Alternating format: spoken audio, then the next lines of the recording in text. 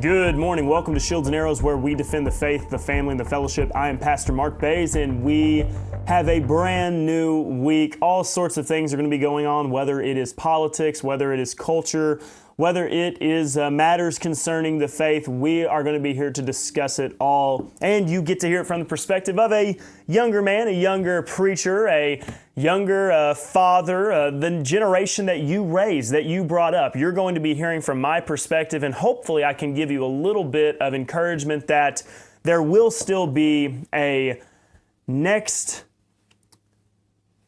era of people standing for the principles of Scripture, standing for truth, standing for the values that have been handed down to us. And that is what we're trying to do. We're going to be talking about Oklahoma. The state superintendent has a mandate that the schools will now start teaching from the Bible. We're going to talk about the aspects of it and what we know, what we don't know, things that were done maybe somewhat hastily as well. We're going to talk about all of that. We're also going to be talking a little bit about Biden and the polls after his less than stellar debate with Donald Trump, and we are going to be looking at an article from the Christian Post as well on the matter of militias. And are militias something that we should have today? And are they American? I think they're as American as apple pie, but we'll talk about that in just a moment. Thank you all so much for joining us today. I hope that you had a good weekend. We do have sermons recorded and ready for you to watch as soon as I get them up and available. We're just not live streaming yet, so I would encourage you to be patient with me. We will be getting all those made available to you. You can go over to Worshipify, you can go over to YouTube, and you can find our series. We just got done doing another series on Misapplied, addressing the Book of Life. I think that is one that is often misunderstood and confused by a lot of people. So I'm going to have a sermon uploaded for you completely dedicated to this issue of the Book of Life and making sure that we set the record straight. I think that there is a lot of bad teaching, a lot of bad theology derived from it, and we're going to make sure that we get it right because we want to give you good, sound theology questions to matters concerning the Bible. All right? Great to see all of you that are hopping on and joining us for today's show. Okay, now, let's talk about Oklahoma. I am an Okie, and we have a new mandate coming down from the state superintendent, Ryan Walters, for our public schools. Okay, there's a lot to unpack here, and I'm going to have to spend a little bit of time addressing everything. And I actually have the email that is addressing the implementation of it. So it says, effective immediately, this was sent to all Oklahoma superintendents, all Oklahoma schools are required to incorporate the Bible, which includes the Ten Commandments, as an instructional support into the curriculum across specified grade levels, grades 5 through 12. This directive is in alignment with the educational standards approved on or about May 2019, with which all districts must comply. Now, let's stop right there for just a moment. This is effective immediately. Now, this email was sent out, this announcement, this mandate was June 27th, 2024, and it was effective for the 2024-2025 school year. Now, before you get too upset with me, I am in full support of the principles behind this. And we're going to address why it is the case that the Bible should be treated as an academic work. It absolutely is, and it is relevant for both history, it's relevant for grammar, it is relevant for government. It is absolutely a book, a work that should be incorporated into the education system. It is absolutely a shame and really a joke that the most influential foundational document writings of Western culture has not been a staple of our education. That is a given. It's absolutely, it really is a disgrace to education for the Bible to not be a fundamental part of the curriculum. We'll talk about that in a moment, but what I have to be honest about is we got to realize putting together a curriculum is difficult. Teaching a curriculum is difficult. I spent 5 years in public education, not counting my time I spent as a student in public education. I was an educator. I was a teacher in multiple grade levels, all the way from grade 6 up to 12. It is not easy to create lesson plans and plan the school year for covering all of the various topics and curriculum that you are required. June 27th to be given a last-minute implementation into your curriculum, a new mandate, that is a very short notice. It almost seems that this has been rushed, that if they did truly want to do the best that they could, they really should have given at least 6 months worth of notice so schools could start preparing, preferably even a year. This comes out very close to Louisiana's announcement to have the Ten Commandments in the classrooms. Is this kind of a political move as opposed to genuinely implementing something for the sake of the public schools? This is where I'm frustrated, and I'm very torn on the matter, because the principle of incorporating the Bible into education is absolutely excellent. Absolutely excellent. Anybody who wants to deny the relevance that the Bible has in the public schools is denying history, they are denying government, they are denying literature. It is absolutely important for it to be incorporated, but it does need to be done so in a correct fashion. This does come across very much like a political move, and it's so frustrating, because what it's going to do is it's going to give educators and people in general a bad taste in their mouth for implementing the Bible into education. And if there is another state superintendent, and for whatever reason that superintendent is not very conservative, yes, Oklahoma even is not immune to woke ideology, it could lead to whatever groundwork this laid being completely undone. Now, we do not know what the curriculum looks like. That has not been released yet. Also, that's kind of a mark against it. We are July 1st. Today is July 1st, and we do not have the curriculum for the implementation of the Bible into these various areas of the curriculum. It's a problem. And schools are, as if these administrators and teachers need anything else to worry about. And with that being said, a lot of these educators and teachers do care about this matter and would like to see the Bible being implemented correctly. But to be rushed and expect to have it prepared by the 1st of August, many schools are starting like at the beginning of August. It's a tall order, and it's going to be a challenge. And therefore, there's a number of things that I want to discuss. There's a lot to unpack in all this. Number one, the State Department of Education should be disbanded, as well as many other state departments. That's just how it is. The idea of big government, even on the level of the state, there's so many departments that are unnecessary. And this is a problem when you have big government departments.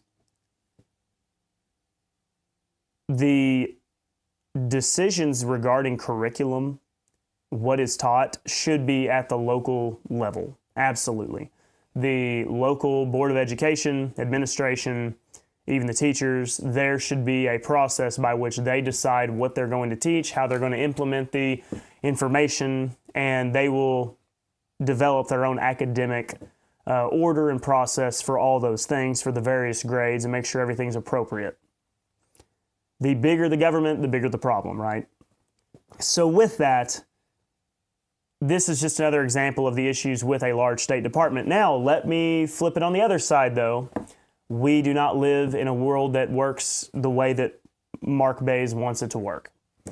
If I could wave a magic wand, we would get rid of a lot of state departments. We'd get rid of a lot of federal departments as well. Probably start at the federal first. Those are our bigger problems. But we live in a world that has the institutions that it has. And until we get enough support, those state departments and federal agencies are not going anywhere anytime soon. We have to operate within the rules that are set. Therefore, I am absolutely all for the State Department, as long as it exists, being used for the purpose of improving our education and standing for good traditional values that should be encouraged and supported. I'm all for that. But it's got to be done the right way. This is, once again, very rushed. Now, let's talk about the very principle of implementing the Bible into the curriculum. The email goes on and says, the Bible is one of the most historically significant books and a cornerstone of Western civilization. I'm going to pause right there and say they understated the matter. The Bible is not one of the most historically significant books. It is. And this is true whether you like it or not. If you are a complete agnostic, atheist, secularist, the Bible has been the most influential, historically significant book of all time. It has, if you compare it to any other book, there is nothing close. The Quran is nothing but a copy. It's a cheap imitation of the Bible in many ways. Even if you consider the Eastern countries, the nations, China, India, it still pales in comparison, any writings that they have compared to the influence of the Bible itself. Therefore, to have the most significant historical book omitted from curriculum and academia is absolutely a crime against education in and of itself. It should be incorporated, absolutely. It says, it goes on, along with the Ten Commandments. This ties in as well. The Ten Commandments are the basis of law. It is. The Supreme Court has a statue of Moses with the Ten Commandments. Let's see here. Supreme Court Moses statue.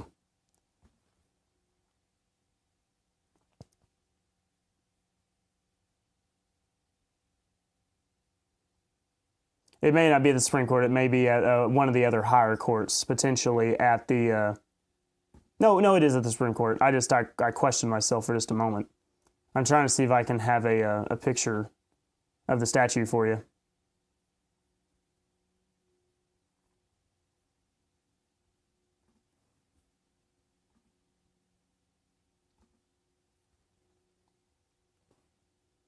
Here it is.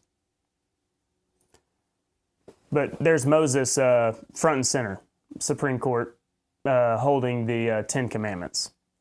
So this entire principle of the Ten Commandments, it's foundational to our government. It's foundational to our laws.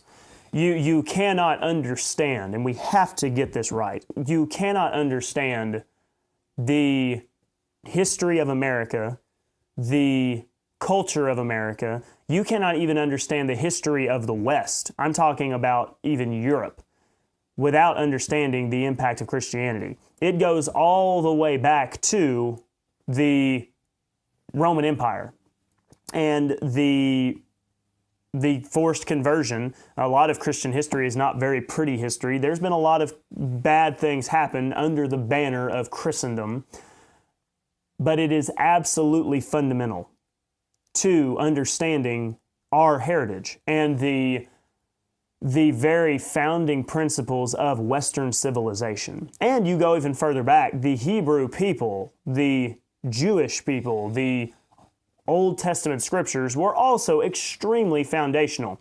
It is one of the oldest documents in all of history. I actually believe the oldest. But it is the oldest documents in history. And for us to ignore the reality that the Hebrew scriptures and the New Testament is not foundational to history, society, and culture, it's a denial of the reality itself. Secularism has said we need to remove all religion out of the classrooms. We need to get rid of any kind of scriptures that are deemed divine or held in high regard, that teach on God or any kind of doctrines regarding religion, we have to get those out of the classroom. They have no place. Whenever you do that, you have completely gutted the actual facts of history. How many people know the history of England and the civil wars that arose and the controversy that was between the Roman Empire and the Church of England and the Congregationalists and the Presbyterians and the Baptists and the Anabaptists? Those were all crucial and fundamental in shaping England and a part of that history. And you have to know biblical doctrine in order to understand why there was a controversy to begin with and why England was weakened in some ways, which may have helped even the United States form, because there was some factions, there was some dissension, there was some divisions that helped encourage people going to the New World to set up colonies where they could practice their own religious liberty, their own religious freedom. The fracturing of the states, of the nations in Europe due to the fallout of the Roman Empire and the battles between the Holy Roman Empire, as they call themselves, and the Turks, the Ottomans. All of that is crucial history, and it's all tied back to the Bible. It's all tied back to the understandings, the principles of it. You cannot understand world history without incorporating the Bible. There is absolutely a proper way to do it. Also, if you consider some of the writings, the Shakespearean writings, if you consider the historical documents, Old English or Middle English that the King James is based on is how we can understand how those words were used, and it'll allow us to be good readers of historical documents. Think of so many times of famous writings that were quoting the Bible. You cannot ignore the fact that the founders of our nation, many of them cited Scripture, a house divided. So many phrases and quotes are all tied back to biblical principles. The King James Bible is the most fundamentally impactful book in all of Western culture, and we have completely omitted it. We have ripped it away from the very foundation, and therefore that's why our foundation's crumbling. We have no concept, we have no understanding of where all of this came from. So there absolutely is a fundamentally good way of teaching the Bible that is not going to infringe upon freedom of religion. But if we ignore the Bible and pretend like Christianity and the principles, the doctrines even of the Bible, the Calvinists versus the Arminians, the Romans versus the Protestants, goodness, most people don't even know that Rhode Island was founded as a Baptist state just because they wanted religious liberty from the Congregationalists over in the other states and like Pennsylvania and whatnot. If we ignore the reality on the ground, we're not even going to understand our history. You have to know what history is, and you cannot separate history from the Bible and religion and all the various doctrines and the movements and the confessions of faith and the various denominations. You have to acknowledge the truth. And you've got to incorporate the Bible into curriculum in order to acknowledge that truth. Whenever we took the Bible out of the schools, we started teaching a false history. We really have done a disservice. And it's not something that I learned in school. All I had was the most brief and base level introduction to the idea of religious liberty in America. And some conflict between between Catholics and Protestants, but that was the most basic. I hardly knew anything. All I knew is that there were some people that didn't want to be Catholic, but I had no idea what relevancy it had. I think that it would help Christianity as well to look back and understand history, and maybe we would get rid of some of the silly traditions and false doctrines that Christianity has wanted to hold to for a long time because we came from that Catholic background, but we have buried history, we've ignored history, and it's been absolutely detrimental for us. So there is a right way to do this. Did Oklahoma do it the right way?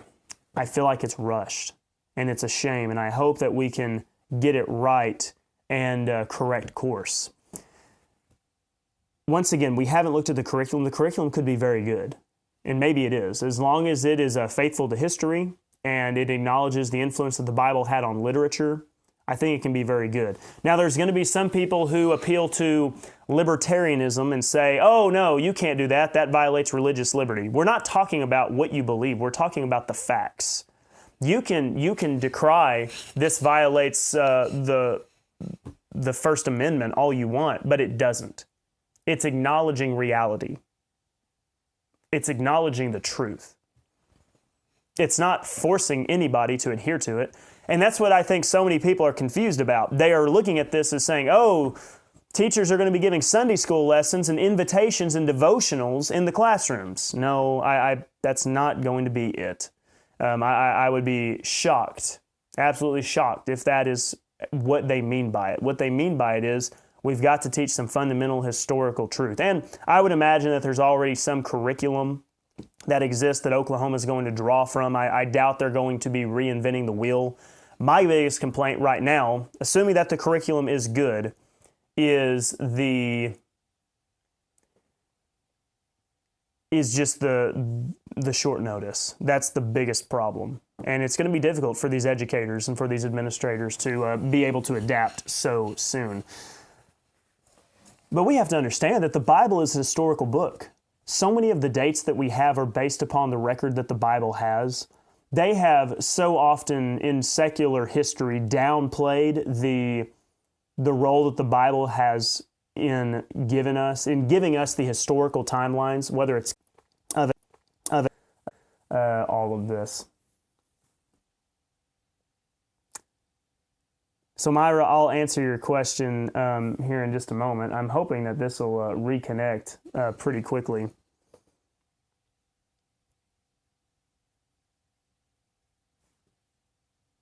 I think we're going to reconnect maybe here in just a moment. I'm certainly hoping so. Maybe if I do this may help. I'm not sure.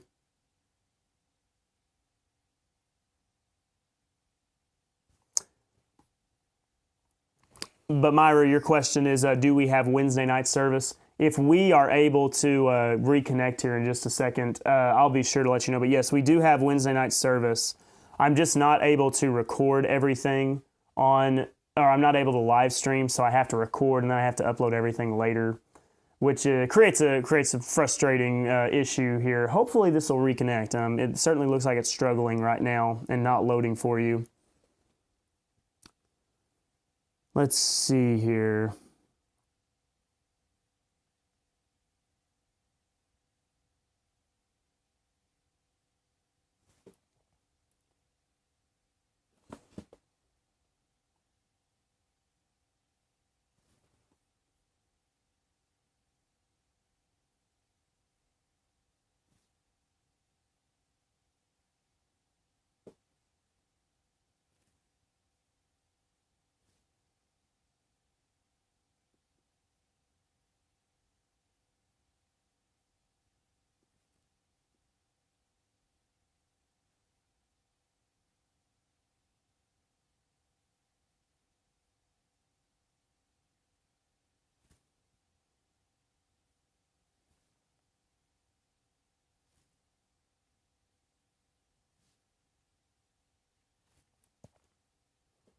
Okay, we finally reconnected, so hopefully you'll be able to hear me now. So I'm sorry for that delay in our issues, but I'm going to be responding to some of your comments right here.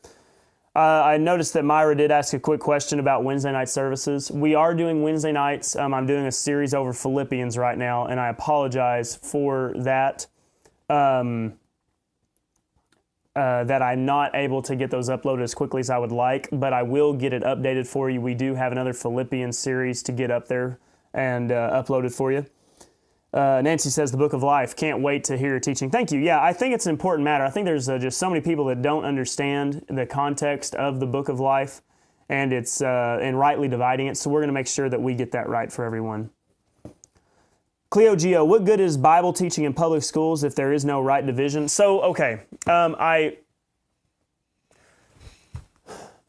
agree with you that you should rightly divide the Bible, even if you're teaching it in schools. But the Bible being incorporated into the Oklahoma education system, it's not really for the sake of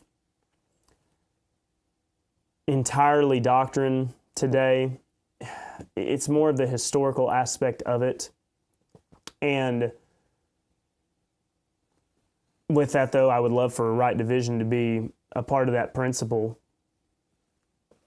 Certainly.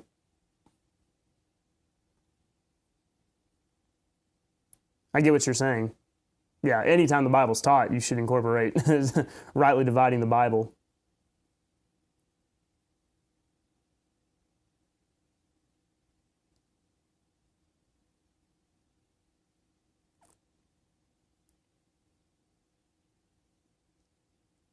Oh, that's interesting. So there has been a ruling on the Supreme Court case. Cleo Geo says Trump's immunity case, it has ruled that ex-presidents have substantial protection from prosecution. I don't know how I feel about that.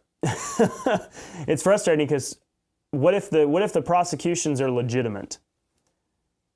What are your thoughts? Do you think that's a good ruling by the Supreme Court, or is it going to be abused in future events?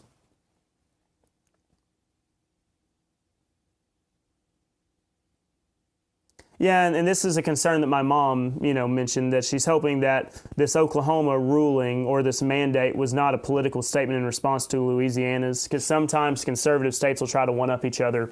It does come across that way in some ways. I hope not. I hope that it's actually well thought out and they have a good plan of implementing it, because otherwise it's really going to hurt any future efforts to incorporate good education into our public schools. And once again, I think you absolutely do need to incorporate the Bible into education. I think it's necessary, and I think that we've done our schools a disservice by taking it out. I mean, I know that's not your doing. That was the decision of those that came before us. There's a right way to do it, and there's an important way that it should be done.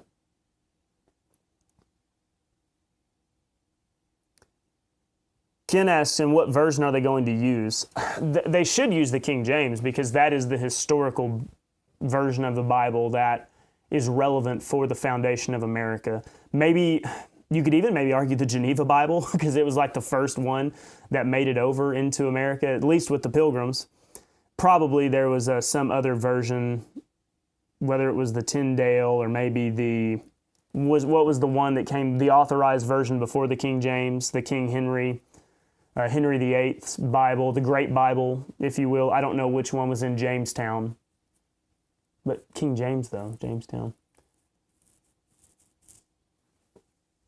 Anyways, that's an interesting discussion, though. I don't know which Bible was the first one to make it to America. But it should be the King James, though, as far as historical relevance. For the sake of the curriculum, it should be the King James.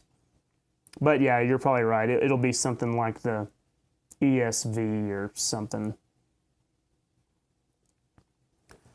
Jerry says, originally education was done 100% at the local level, often with the church facilitating it.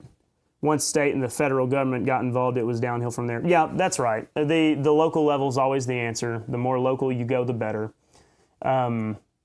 The laws that are implemented at the local level are the ones that are actually supported by the people, or at least in theory, are the ones that are supported by the people, instead of California, New York being able to cram down their own wills upon us. It wasn't Oklahoma that wanted the men to be in women's bathrooms, but it was politicians and waving their weight around that forced Oklahoma to have to make its own laws regarding that matter. Nancy says, you're thankful that when you were in grade school, you had one teacher that prayed before class. Yeah, I mean, we pretend like public education was always, there's no mention of religion at all, no relevancy, religion had no relevance to the classroom. That's not how it was. And I remember at least having a moment of silence in class. We didn't quite call it prayer, but we had a moment of silence. Okay, so there's my thoughts on the Oklahoma mandate. It's a great thing. It should be done, and there's a way to do it correctly. Did they go about it the right way? Time's going to tell. We're going to see what the curriculum looks like, but it is tough for those schools and those administrators who are having to quickly adapt to the mandate that has been handed down to them. So we're going to see how all of that goes. Something that is so important as implementing the Bible into education for so long that was lacking and was absent, you really should strive to get it right if you're going to do it.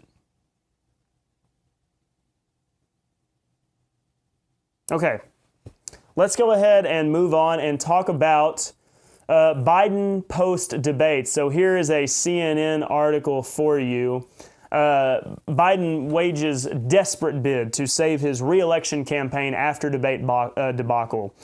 This was posted today, and it's amazing that CNN, all these liberal media outlets, are still reeling and panicking over Biden's performance.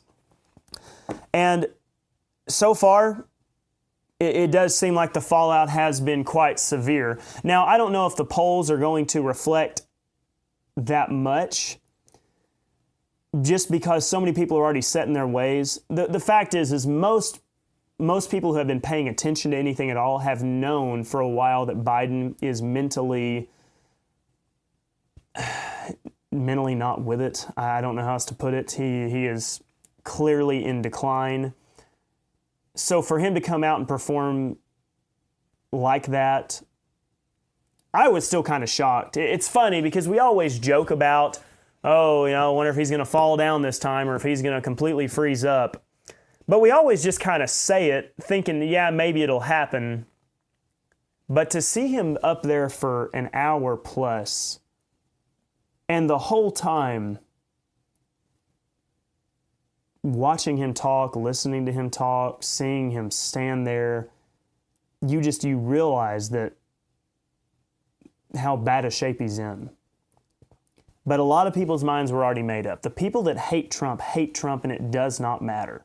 You can show them gas prices from Trump's presidency. You can show them grocery bills from Trump's presidency. You can tell them that Ukraine was not invaded by Russia under Trump's presidency. They do not care. That does not matter. They already made up their mind that they hate Trump. Okay? They've already made up their mind. It's amazing. Kind of like the generation that came before us of I guess it would be the yellow dog Democrat generation. Some of those who were basically brought up under the position that under a Democrat, they're the ones that actually care for the people because with the Republicans in office, the rich get richer and the poor get poorer. And so for all their life, they continued to vote Democrat no matter what, even though you could try to tell them, listen, the party that you knew of, that Democrat party of before, is not that. It is the party of the elites. It is the party of abortion and gun control and same-sex marriage. And you would have this sweet old lady who is a faithful member of the local church who loves the Lord, and she'll continue to pull the lever for the Democrat just because that's how she was brought up, okay? That analogy, it transfers over to Trump. You can try to show them everything that is facts on the ground, why Trump is objectively a better option than Biden, and they just can't see it. They are so dead set against the idea of Trump being president, they're not going to vote for him. What this will potentially do, though, is affect voter turnout for Biden. You would have to imagine that the enthusiasm to vote for Biden is incredibly low. I don't think there's anybody that is excited to go vote for Biden. I think you do have a lot of people excited to vote for Trump. And one of the reasons why, it's one of the great bits of irony, shockers of all time, it's because the Democrats have gone so hard after Trump and prosecuted him, charged him with 34 felonies, want to throw him in prison, raided his home. We are motivated to vote for that guy just to show the Democrats you can't get away with it. We're not going to stand for you persecuting your political opponent. And so Trump has a very high level of motivation with his voters. Biden has a very low level of motivation with his voters. And the the top Democrats are still going to back Biden. Obama came out and supported him. Clinton came out and supported him. But there is a large level of uneasiness when it comes to Biden. There's a lot of Democrats that are not feeling good about that debate and his performance. I'm going to still tell you, this is only a few days after the debate. We are yet to see Trump's decision on the New York case. Will he go to prison? Will he not? There's still a number of things that could happen. There could be some kind of foreign conflict. There could be some kind of local event. If Trump seems pretty healthy from my perspective, but maybe if Trump had some kind of health episode as well. We're still 4 months out from November. There's still a lot of things that can take place. By no means is this set in stone. Furthermore, even though Trump never was beating Biden in the polls, if you go back to 2020, and in 2020 there was a lot of interesting things that happened, there was still a relative sense that people were better off with Trump than they were under the last few years of Obama. And yet, that didn't seem to turn the tide. I'm just saying we don't need to be thinking this whole thing is over. I don't think that the presidential race is going to be done until you get to November. And if I don't see much changing from now to August, I think the Democrats are going to try to spin up something. They're going to try to find a way to make Trump the center of some kind of controversy, some kind of scandal. I don't see much changing between now and August. It's going to be, is there anything that can happen from August to September that's going to change things? I think that if you roll into September and the polls look pretty much the same, if we have a fair election, I think Biden may be done. But with the way the polls are right now, it's still decently close. There's a lot of things that could happen, but Biden certainly is not in a good position right now. And it'll be interesting to see. What do you think? Do you think we're going to have some kind of major event take place between now and the election that's going to shift the tide in favor of Biden? Do you think that the Democrats are really going to try to get Biden to step down? I have my doubts. But we'll see what your thoughts are.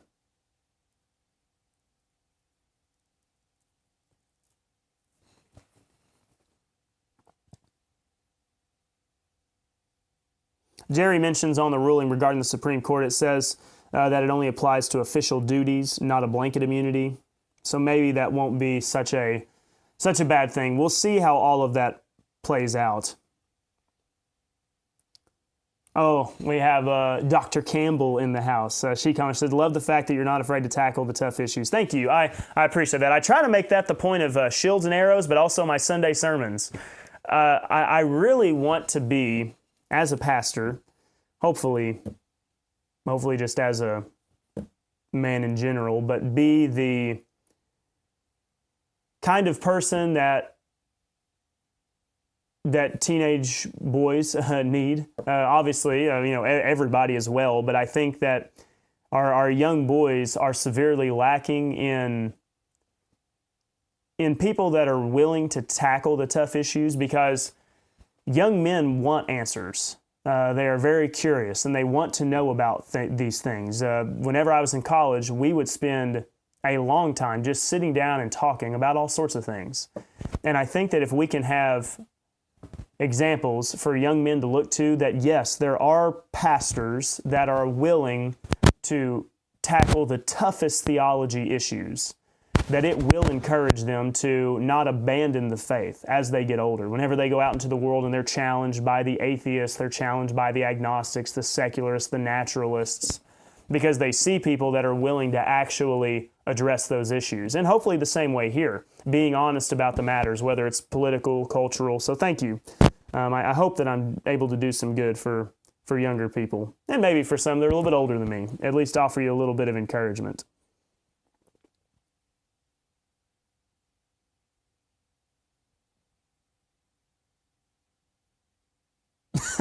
Scott says Trump should call off the second debate on grounds that he just cannot involve himself with elder abuse any further.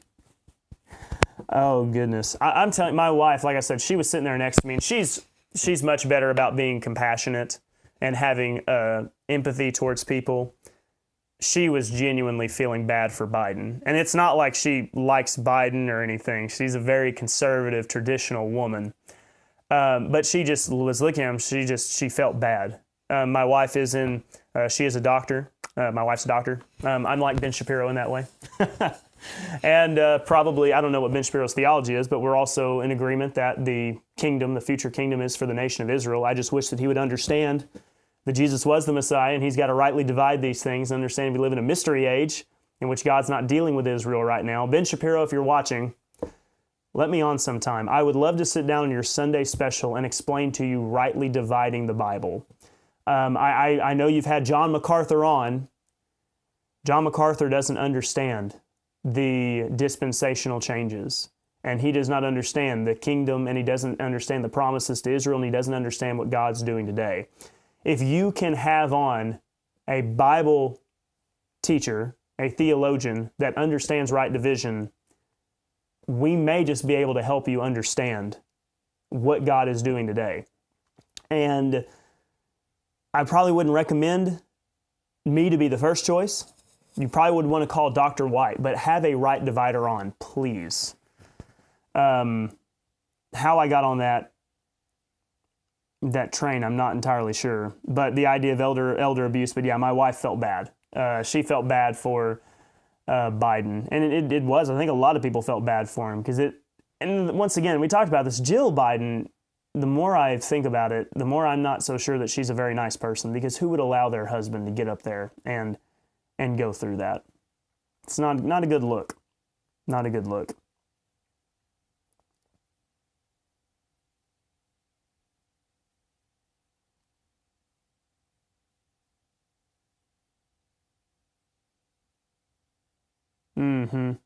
So, Scott, this is another thing that you mentioned. We've talked about this on the show before.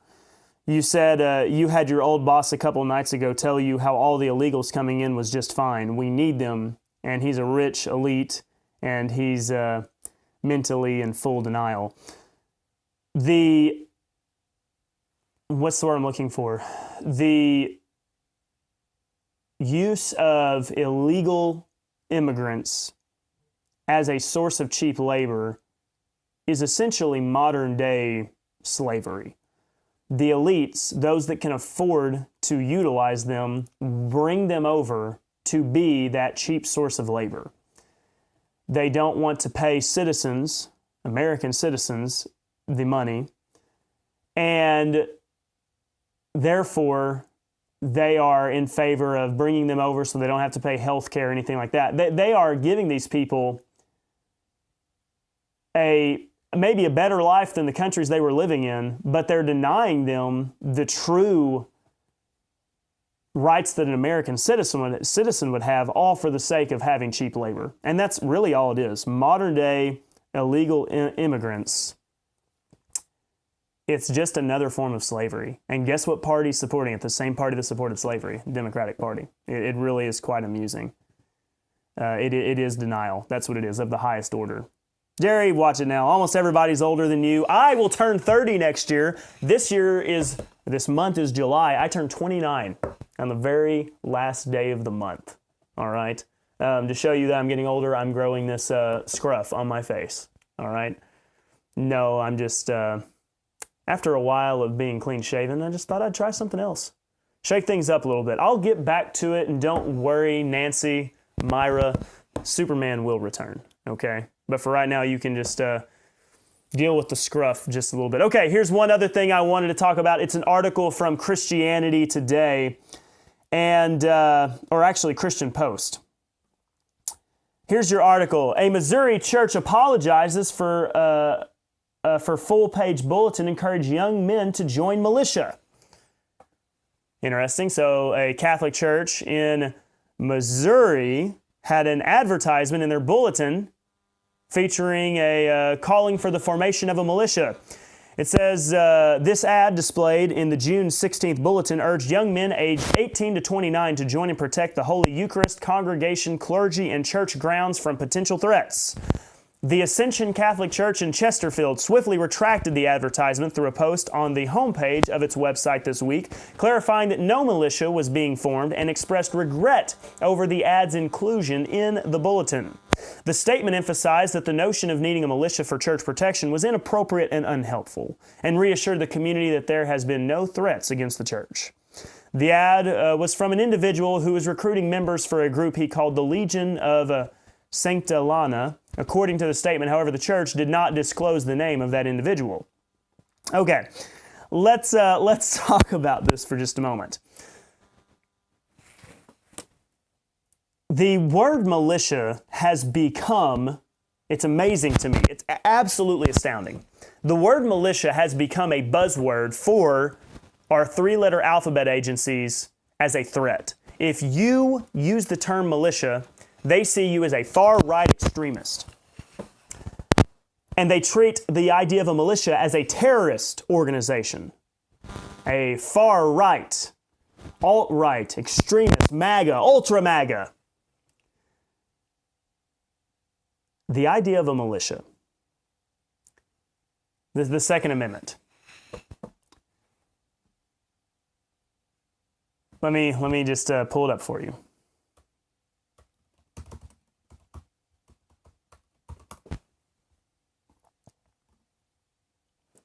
Here is the Second Amendment from constitution.congress.gov.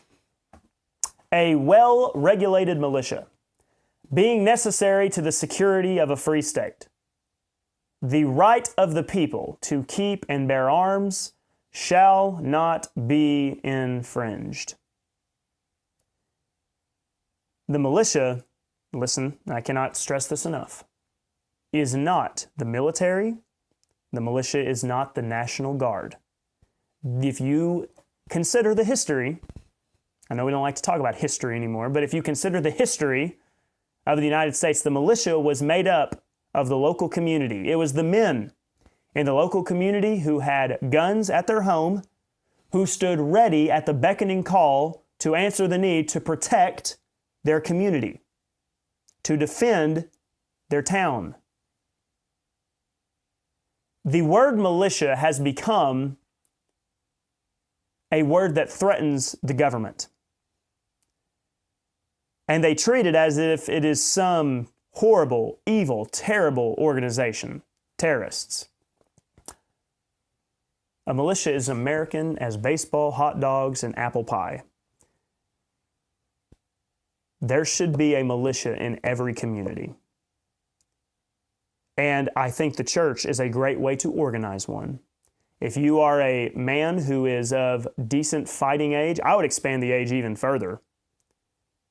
18 to, I don't know, maybe 40. If you are a man who is physically capable, you have a responsibility to protect your family, and the best way to do it is to have the equipment necessary.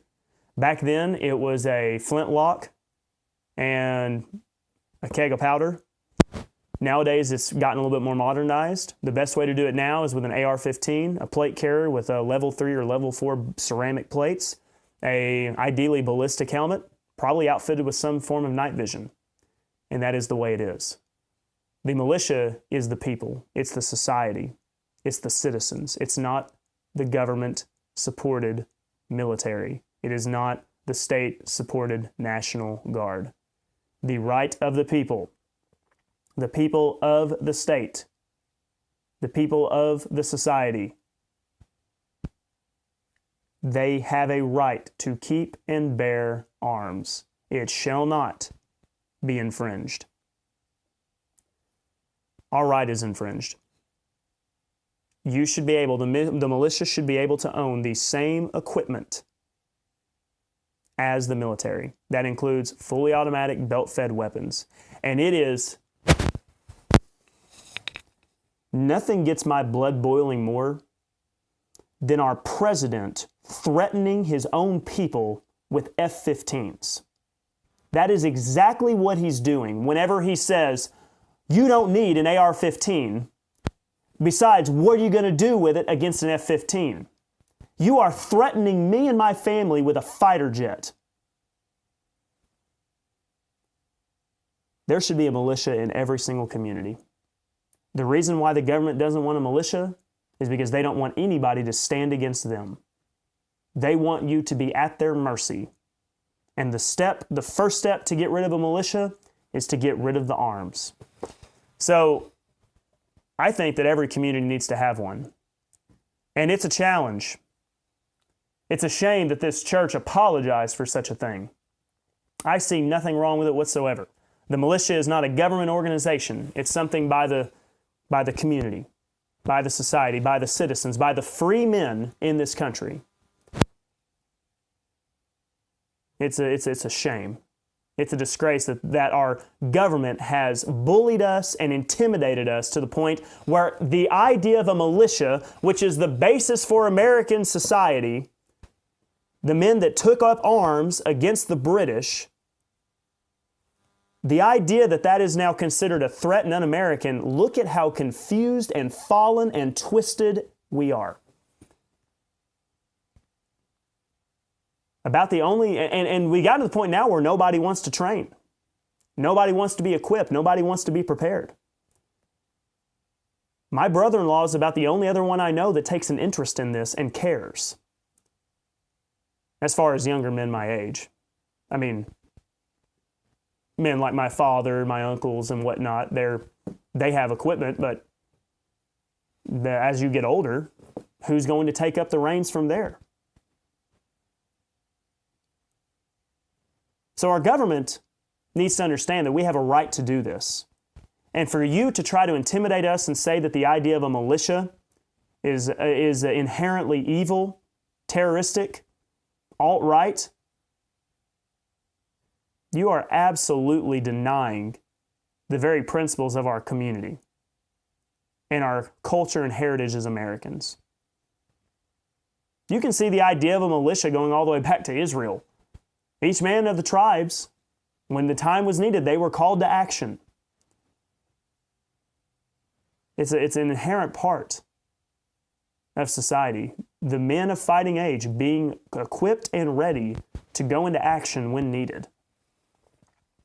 What a disgrace that we live in at this time.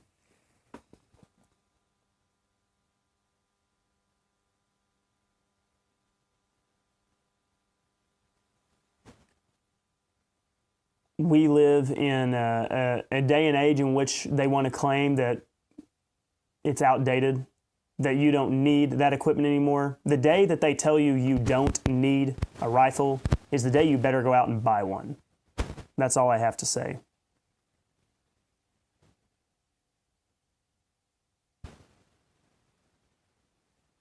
Okay. All right, now I'm going to calm down and get in a little bit better mood, and I'm going to read some of your comments. That'll probably cheer me up a little bit. Okay, let's see here.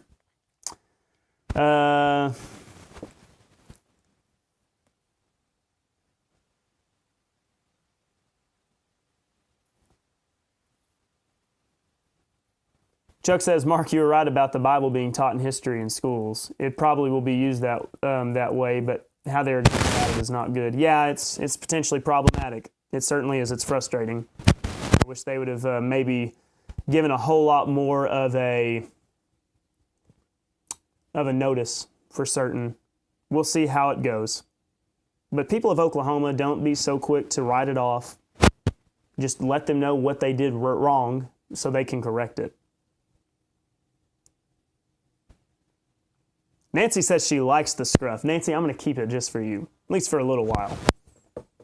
Then we'll see. Should I, after I have the scruff for a while, should I try to go to a mustache? We'll see how that goes. Nancy says scruff comes before a man beard. Scott says the anti-gun mentality goes way back. When you were a kid in the 50s and 60s, no one had or even talked about handguns. This was in Kansas. What's amazing is the National Firearms Act, which had machine guns, silencers, and short-barreled rifles and shotguns put on the necessity to get a tax stamp. They actually were going after pistols, but they didn't succeed.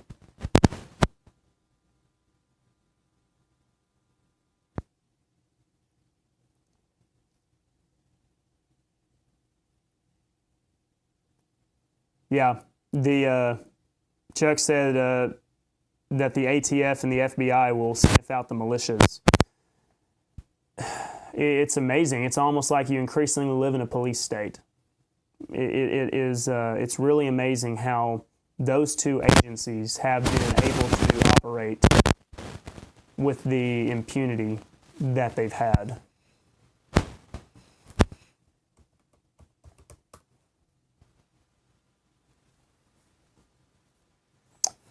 All right. Well, that's about it for everything that I was going to address today. We're going to get some more sermons uploaded and made available for you. Like I said, the Book of Life will be uploaded soon. And just stay tuned. As far as the ministry, let's talk about the ministry a little bit. I'm in a very good place right now where I have a lot of very good equipment. You have made that possible by supporting this ministry. The computer that you have been so amazing to help me acquire. It is doing such a good job getting everything done that I need it to, able to use it to edit videos, upload videos, as well as the camera, this camera that I'm using here, the camera that I'm able to use at the church, this board right here that you can't quite see right now because it's just out of the screen, and this microphone. You have all just been incredible to support this ministry. What next? I'm not quite sure exactly where to go from here. Maybe that's not a good thing to say because you should be a guy with a plan, but I'll just be honest with you. Just my honest thoughts. I want to be able to live stream from the church. I'm working with the church right now. We're waiting to see what kind of service is going to be ideal. Ideally more consistent than what Starlink does. I want to be able to count I want to be able to count on the internet. Scott, you said occasionally loud crackling from the mic. I don't know what that issue would be, and I know that it's happened before. Has it happened very much today? But with that, I want to get good internet for you to where we can live stream all of our services. Other than that, the idea of this ministry hopefully becoming a way that I can continue to do this, and that's the plan. I don't want to do anything else. I want to do ministry. I want to be able to be a source of hopefully good sound Bible teaching for future generations. I know that there are many great men who are in the ministry right now. And so I'm going to have to analyze the issue with our crackling and see what is going on with the microphone and what potential issues that it could be. I'll try to analyze it and see what's going on. But I don't think it's actually because it's bumping up against my jacket. I think that there's some other reason that I'm dealing with it. But I'll be sure to keep an eye on it. Looking at my cord right here, making sure everything looks all right. But I'll try to get all that sorted out as well. Hopefully it's not too painful to listen to. But yes, I want to be able to continue to do this ministry, and this is my main occupation. This is primarily what I do. I have some other obligations as well that I take care of, but this is other than being a father and a husband, this is what my primary focus is. And so I'm going to continue to try to pursue this, and hopefully you find this ministry worthwhile and something worth investing in.